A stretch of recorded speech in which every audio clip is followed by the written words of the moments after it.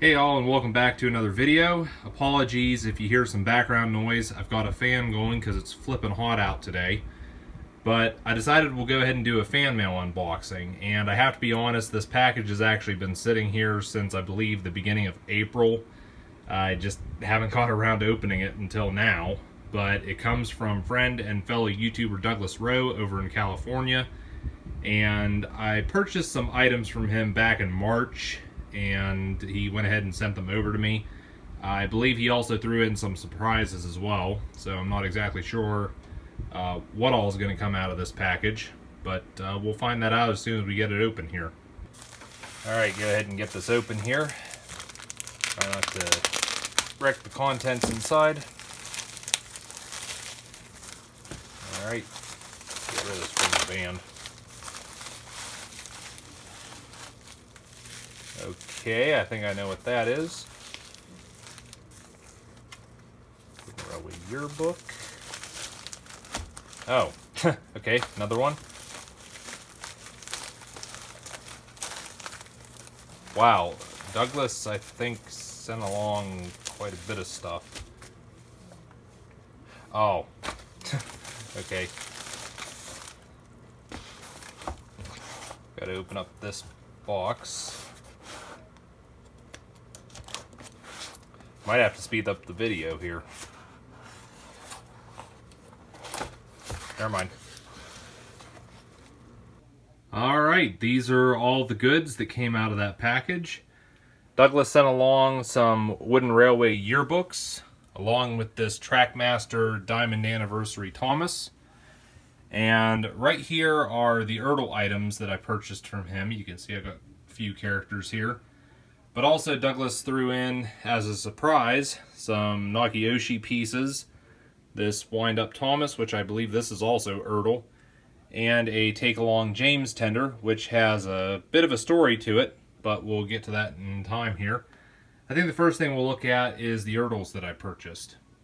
The first ERTL I'll bring up to show is Rheneas, and I actually got two of these. And you can clearly see they are both in a heavily played with state. Granted, nothing's broken off of these, but yeah, pretty much the paint on both is a write-off. You can see that one of them is missing a cab sticker and also the name. But I didn't buy these to have them just to look nice or anything. I'm actually planning to make customs out of these. I know one of them I got to make Jennings from the Mid-Sodor Railway, and I think I might have bought the other one to either do Dullcock or possibly a Railway Series Rheneas. I honestly don't recall, but either way, it is good to have the second one. I'm sure I'll find a use for it at some point. But yeah, like I said, one of these is definitely going to be Jennings, so it was really great. I was able to get one from Douglas. Up next, I got another two duplicates, being two Olivers here. Again, they are in played with condition, and I'm not seeing any broken bits on these, but again, the paint's pretty much a write-off, a bit of wear on the stickers. And I got customs planned for these at some point in time, but maybe I'll just show one of them. Yeah, you can see I do quite like the ERTL Oliver. It was always a favorite of mine. I think some of it just had to do with how different he was. The big wheels. This one had the painted running board and all that. Trying to see, dated 1993. But probably not much more I can say about this, but again, good to have two of these. I do have customs planned for them at some point. Next one up is this Boko, and again, it's in a heavily played with state. I'm not even sure why I got this from Douglas. Maybe I just wanted to have it as a spare. I can't really think that I got anything planned for this at this time. But yeah, the paint's chipped on this, and it's got quite a few broken and missing pieces. The front coupler, you can see it's broke right there. And this framework around the wheels is just completely destroyed. This is exactly how the one I had during my childhood looked like. This was definitely a weak link with Boko. And I know in later years, after 2001, I believe, ERTL did away with this open framework, and they actually had this as one solid piece. I think it was a little more robust than what we have here. Also, this is missing the back buffers and, yeah, sticker wear, just like all the others I've shown so far. But, yeah, I cannot remember why exactly I got this Boko. Here we have this Gordon, and again, heavily played with condition, a lot of paint loss on this. And there's also a broken coupler on the front, and I'm not sure if you can see under his face there, the foot plate is broken. I was thinking that was where that rivet post was, but no, that's a little further back. Yeah, this is definitely seen better days. If I remember right, I got this Gordon because I need to pull some parts off of it for another custom I want to do. But I think a majority of this is just going to be thrown in the parts box and probably not used for a while. I also noticed his face looks like there's a crack in it. Yeah, definitely had a hard life, this one. And last up for the ERTLs is this duck, which the only reason I bought this was just to pull the face off of it. And really, condition on this is not too bad. I'd have to say out of all the ERTLs here, this is probably the best in terms of condition. You know, it's definitely got paint chips, but there's nothing broken off of this or missing. All the stickers are still there. And I'm trying to see here. Doesn't look like much wear on the bottom either. But yeah, like I said, I just bought this for the face, but I might see about doing something else with this at a later date. So this is the wind-up Thomas that Douglas sent along, and I just had a look, and this is in fact ERTL. Condition is, well, it's definitely been played with, but it does work still. Wind it up a little bit and set it down here. You can see Thomas does go along there. And something interesting, because I do recognize this, I actually had one of these during my childhood, and I was looking around, I did manage to find it. Mine, I would say, is in worse condition, and the wind-up mechanism no longer works, because this spent a bit of time in the bathtub. But, you know, I think it is great, though, that Douglas sent this along.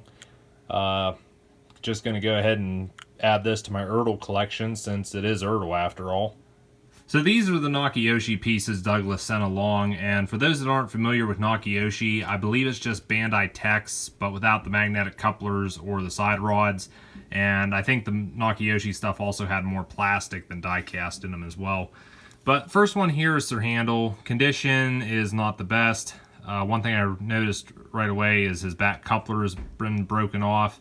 And the stickers were either not applied correctly or they're just really worn. This is definitely wear here, I'd say. But I know the Nakayoshi stuff was notorious for having sloppy sticker work. I've seen cases where stickers are just completely upside down. Overall, though, it's a nice little rendition of Sir Handle. But like I said, the condition, though, is nowhere near pristine. But also, there was this narrow gauge red coach here. Again, the coupler's been snapped off the front.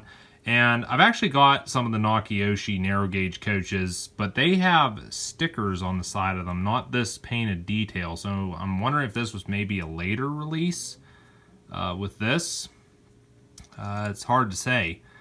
But another thing with Nakayoshi stuff is apparently these also came with a piece of candy. And I know it was the YouTuber Jacob K. I guess he got a Peter Sam that was mint in the box, and apparently he knew enough not to eat the candy for as old as it was. But yeah, I don't know. I'm quite happy that Douglas sent these. They're definitely something I'll keep as a curiosity. Now, I was not expecting to find this in that package, and as you can see, it's the Diamond Anniversary Thomas for the Trackmaster range, and this was made exclusively for the 75th anniversary of Thomas and Friends. I'm a little reluctant to pull this out of the package. If I had another one, I probably would. But for now, I'm just going to leave this in here. But you can just see the detail on this. It's got a nice sort of diamond look to it. I like the 75th logo on the cab roof. The wheels, I think, leave a little bit to be desired. I don't like the clear look, personally. I don't, not really anything on the back other than some other Trackmaster characters that were available.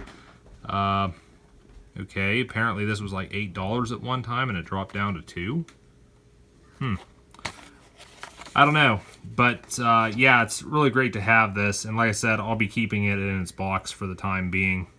So we looked at everything here. However, we've still got this take-along James tender, which, like I said, there's a bit of a story to this.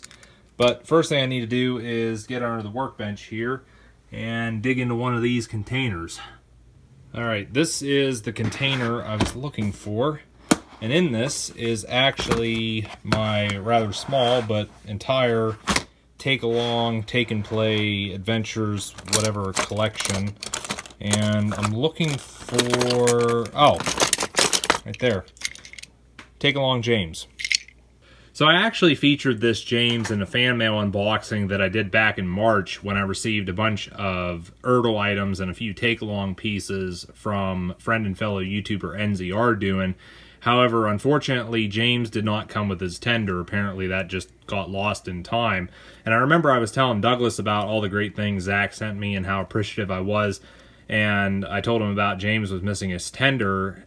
Douglas told me he actually had a spare take-along James tender laying around that he was willing to give me there. So he sent that over with this bundle. And now, thanks to him, I can go ahead and call this take-along James complete. The only thing with the tender, though, is that I believe this is a factory error because the buffers aren't painted on it. And normally I would probably touch up something like that, but I think considering the circumstances, I'm just going to leave it as is. However, it is great to finally have a complete take-along James. So this is the last thing that Douglas sent me, and what I've got here are two Wooden Railway yearbooks. This is a 2007 yearbook, this is 2011, and I've got two copies of each because Douglas sent one copy for me to keep for myself. The other copy is going to be going to a friend of mine. And I guess he got into some kind of online deal where somebody was looking to unload a bunch of these, which is basically why he just gave me a copy. But as much as I'd like to show everything that's in these, the video would just drag out too long, so I'm only going to show a few pages from each. Maybe if enough people ask, I'll do a dedicated video on these. But yeah, you can see what was up for offer in 2007. Apologies for the glare. Here's some of the play sets. Oh, Boulder Mountain. But yeah, that's the 2007 yearbook. And here's the 2011. Apparently this was back when Day of the Diesels was a thing. If I'm correct, there should be, yep, playsets, characters available. There's some of the main characters, how they looked at the time. Go back a little bit. Misty Island Rescue playset. Yeah. Well, before I wrap things up here, I'll give you all another look at everything that Douglas sent along. I put the extra yearbooks and James off to the side there. But as always, you know, I want to say thank you to Douglas for selling me these ERTL pieces, and also a big thank you for all the extras that he threw in as well.